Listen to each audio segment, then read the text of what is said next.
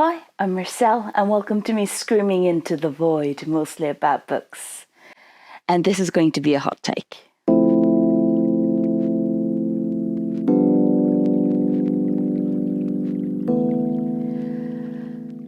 There are three very famous film versions of Persuasion by Jane Austen, and one modernized film version that isn't that well known.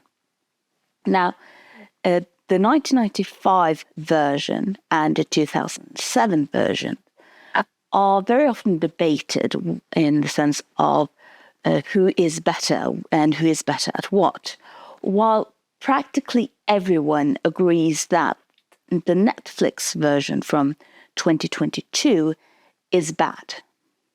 And my hot take is not that the Netflix version isn't bad, because I do think it's bad, but that the bookish community and we who choose to talk about books, especially Jane Austen, might have influenced the film in a way that explains one of the things that makes that film bad. And I know that that is a hot take. I know that a lot of people, when we say something like that, immediately will try to defend themselves. And you can absolutely disagree with me. And please let me know what you think about it in the comments. But try to hear all of it before being too angry in the comments. The story of Persuasion by Jane Austen, for those who don't know anything about it, and welcome, is the story of Anne Elliot and Wentworth, Captain Wentworth at the start of the story, who were in love many, many years ago. Wentworth proposed, Anne Elliot turned him down, and they meet again at a later date when Anne Elliot, still unmarried, is 27 and an old maid, because that's when you turned into an old maid at the time when the book was written. It's a romance and has a happy ending and all of that good stuff that romance does. Okay, so what am I talking about when I'm saying that maybe the bookish community was a part of how Persuasion Netflix 2022 ended the way that it did? And before I'm going to do that, I need to talk a bit about translation, and that when you are making a TV or even a book series or a film of a book, especially a book that's quite old, it needs to be translated, not just with sort of the language of film being different than the book, but just the fact that words and symbols and themes change from 1818 to 2022. So the things that were well understood at the time of a book's release might not necessarily be that understood for a modern audience. And when you then are creating a film, you therefore have to take, you have some choices that you need to make based on, well, how true to the text are you going to be, and how true to the themes and the symbols are you going to be. And I'm going to give an example. North and South by Elizabeth Gaskell is about Margaret Hale, which is the daughter of a priest who has lost his job in the church and has to move up to the north, where she meets John Thornton, who is an owner of a factory. And this was written by Elizabeth Gaskell in the middle of the 1800s. And in the middle of the 1800s, people in the South loathed the people in the North. They saw them as barbaric. They saw them as uncouth.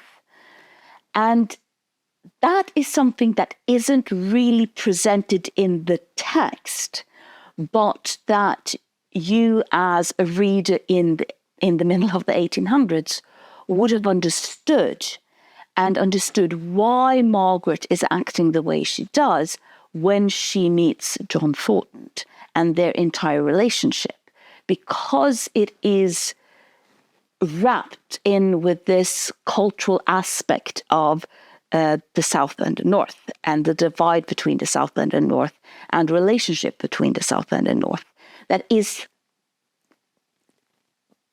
not possible to understand without it being somewhat explained to a modern audience. So when they wanted to make the TV series, and the TV series in 2004, which is a brilliant TV series, they had to then make a choice. Do we sort of stick just to the text of the book and the whole theme of the rivalry between North and South sort of having to go in the West Side because it's not too present in the text? Or how can we translate the theme and the symbolism of it to a modern audience so they understand why Margaret is acting the way that she does? And the way they then sort of translated that theme to the modern audience is that the first time Margaret is meeting John Thornton, he is beating one of his workers because his worker has endangered some of his other workers and the factory. But he is using violence to punish this worker at the factory. And you can see the horror on Margaret's face, sort of at this brutal show of violence when she first meets John Thornton.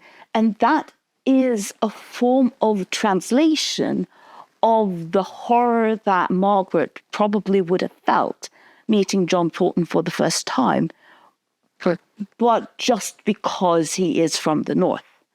So you are violent because you are from the North. So they chose to sort of translate the symbolism because they felt like that symbolism is important to understand the journey that Margaret and John is going through in that TV series. So that is an example of how you then have to, translate in a sense. And that's why when I first saw the trailers and started to watch Persuasion the Netflix Persuasion, I didn't really mind the adorkable modernization of Anne Elliot. I know that that is one of the things that it has been very much critiqued in a lot of other videos, that it's a bad sort of, why does everything has to sort of be modernized in that sense? But that's the point, that a character like Anne Elliot would have been understood differently in 1818 than in 2020. And you therefore need to then make some choices over what you are sort of translating. And they made the choice of wanting to translate the theme and symbolism of Anne Elliot more than the text Anne Elliot. And just because that's not my cup of tea, I don't think that that's needed. Actually, I think it's sort of, I personally was more separated from the character, but it wasn't the character made for me. And it's not then for a character that is talking my language and the way I understand these themes and symbolisms. So that's sort of the ground floor of, I didn't mind in theory the adorkable modernization of Anne Elliot. But if you are going to modernize Anne Elliot, even in sort of theme and symbolism aspect of it, you actually need to modernize Anne Elliot. And that's not what they did. And that's where I think we came in, the bookish community, and probably didn't help.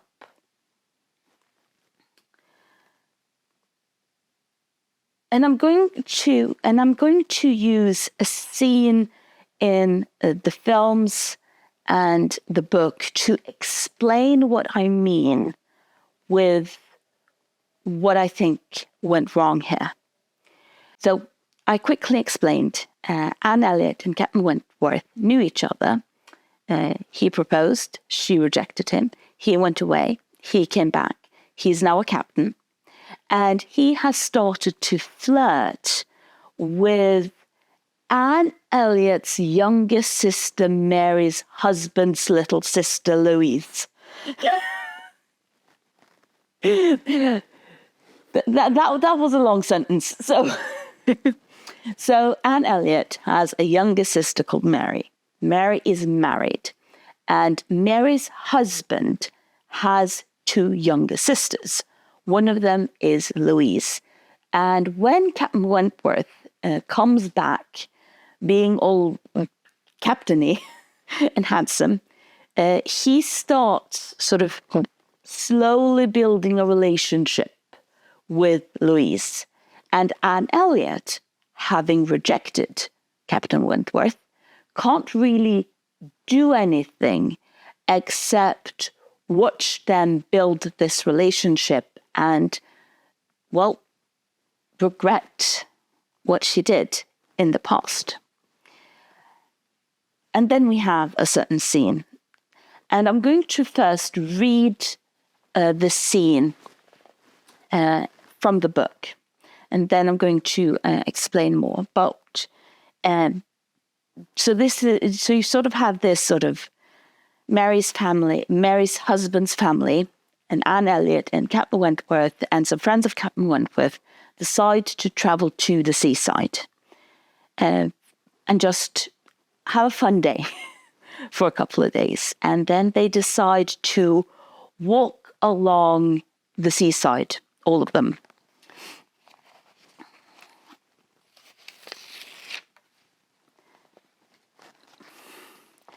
There was too much wind to make the high part of the new cob pleasant for the ladies, and they agreed to get down the steps to the lower, and all were contented to pass quietly and carefully down the steep flights, except Louisa.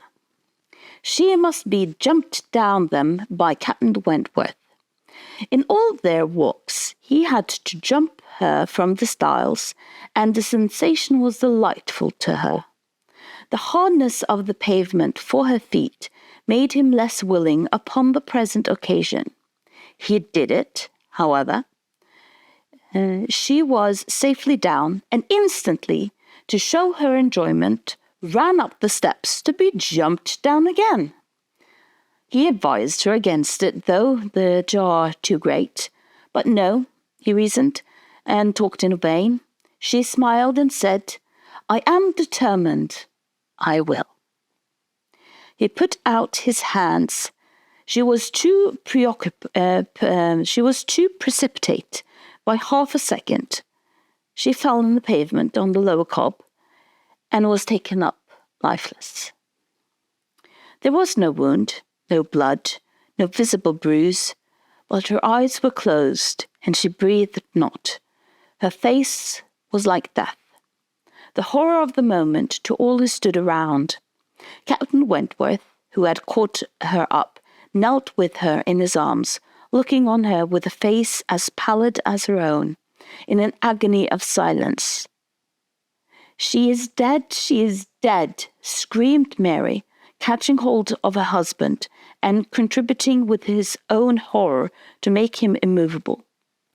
And in another movement, Henrietta, sinking under the conviction, lost her senses too, and would have fallen on the steps, but for Captain Benwick and Anne, who caught and supported her between them.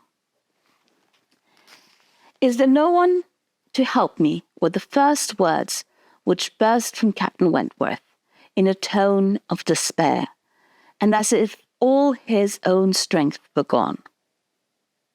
Go to him, cried Anne. "For heaven's sake, go to him. I can support her myself. Leave me and go to him. Rub her hands, rub her temple. Here are salts. Take them. Captain Benwick obeyed, and Charles at the same moment disengaged himself from his wife. They were both with him, and Louisa was raised up and supported more firmly between them, and everything was done that Anne had prompted, but in vain. While Captain Wentworth, staggering against the wall for his support, exclaimed in the bitterest agony, "O God, her father and mother!" "A surgeon!" said Anne. He caught the word.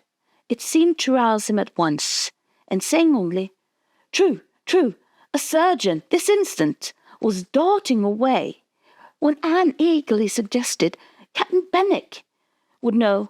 "Would not it be better for Captain Benwick? He knows where a surgeon is to be found." Everyone capable of thinking felt the advantage of the idea, and in a moment, it was all done in a rapid moment, Captain Benwick was resigned the poor corpse-like figure entirely to the brother's care, and was off for the town with the utmost rapidity. As to the wretched party left behind, it could scarcely be said which of the three, who were completely rational, was suffering most, Captain Wentworth, Anne, or Charles, who, really a very affectionate brother, hung over Louisa with sobs of grief, and could only turn his eye from one sister to see the other in a state of insensible, or to witness the hysterical agitation of his wife, calling on him for help which he could not give. Anne, attending with all the strength and zeal, and though with instinct supplied to Henrietta, still tried at intervals to suggest comfort to the others, tried to quiet Mary, to animate Charles, to assuage the feelings of Captain Wentworth. Both seemed to look to her for direction. Anne, cried Charles, what is to be done next? What, in heaven's name, is to be done next? Captain Wentworth's eyes were also turned towards her. Had she not better be carried to the inn? Yes, I am sure. Carry her gently to the inn. Yes, to the inn, repeated Captain Wentworth, comparatively collected and eager to be doing something. I will carry her myself. Musgrove, take care of the others. So that's the scene in the book where Louisa is hurt. And this is a pivotal scene in the story because it creates a change. And the way that this scene has been interpreted, for example, by the 2007 version, is like this.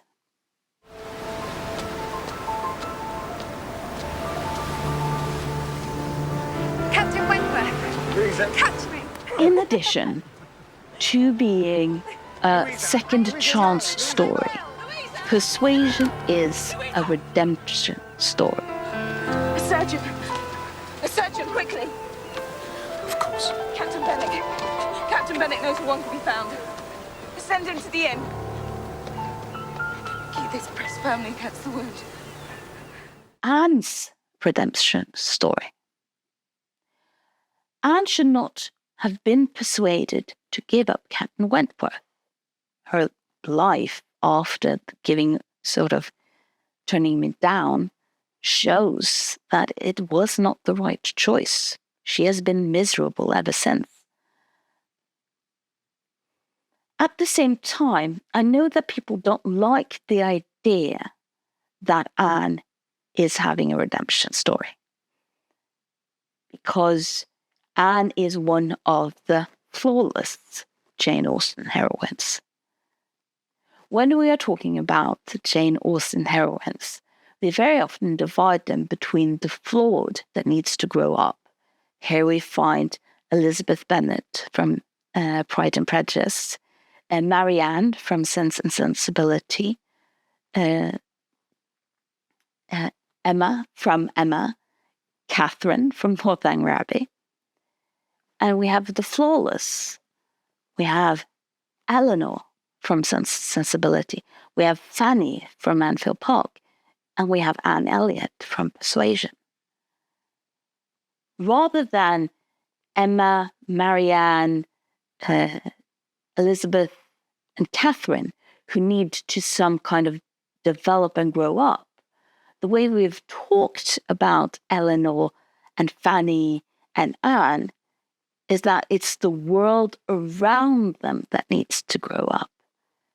Anne is the sensible one when she has parents and siblings that are hysterical or boorish around her. But I don't think this is taking Anne's character seriously. Anne have had the flawed. She was persuaded to give up the love of her life, a choice that she carried, and had it not been for him sort of being bumbled into her life again, we don't really know where her life would have ended, but probably not somewhere where she would have been happy. When Anne is sort of said that, oh, she's not in a redemption arc, we sort of can't really deal with the fact that she was so cowardice. We are then placing her within sort of this flawless role and flawless character. The problem then is that we end up arguing against her own actions. She did reject Wentworth because she was persuaded to it. And the growth that she has had since that time is something that she has earned in the same way that Emma and Marianne, Elizabeth and Catherine earned their redemption by growing up. But you can actually have two thoughts in the head at the same time. But we don't talk about Anne that way. We don't talk about how Anne is the old maid version of Fanny and Eleanor, because they themselves were so focused on doing what they were socialized to do, which is to follow the rules, to not think about their own needs and desires, because they were not important. In that sense, Eleanor, Fanny, and Anne is actually much more common to how girls were socialized and raised in Jane Austen's time. That's what girls did. They were persuaded by others on how they should live their own life.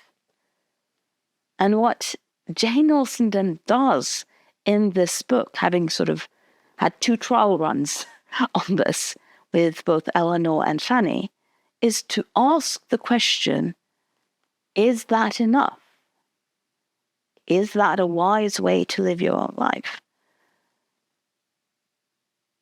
And that is such a depth in persuasion, such social critique by showing the consequences of what we are forcing young girls to do. But we are taking that away when we are not referring to Anne as flawed. And that is what that scene shows. The scene is Anne redempting. The scene is Anne showing Captain Wentworth that she has changed, that she is not cowardice as she was, but has grown and can be the one persuading others rather than being persuaded.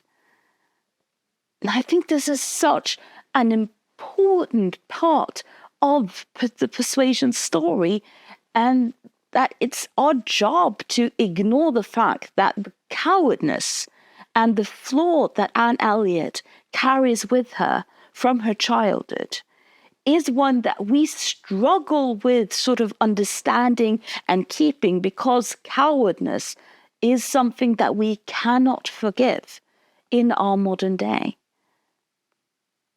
The theme and the symbolism of Anne Elliot is so different because modern sensibility has changed so much. And in part because Jane Austen wrote books like Persuasion.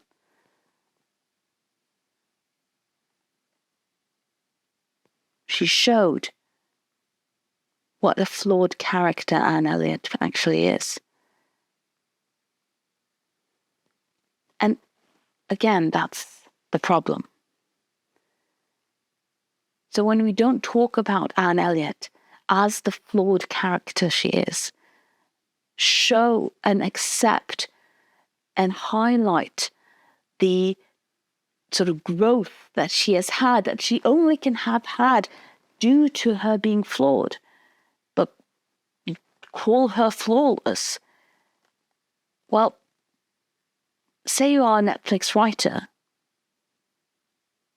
People are talking a lot about the Emma film, and you want to do something similar. So you read Persuasion,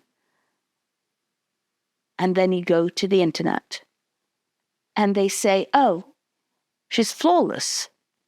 So the way to understand Anne Elliot is that it's not her redemption arc. It's Captain Wentworth. And that's where you get scenes like this. Catch me, Captain. Oh, goodness. Oh. Oh.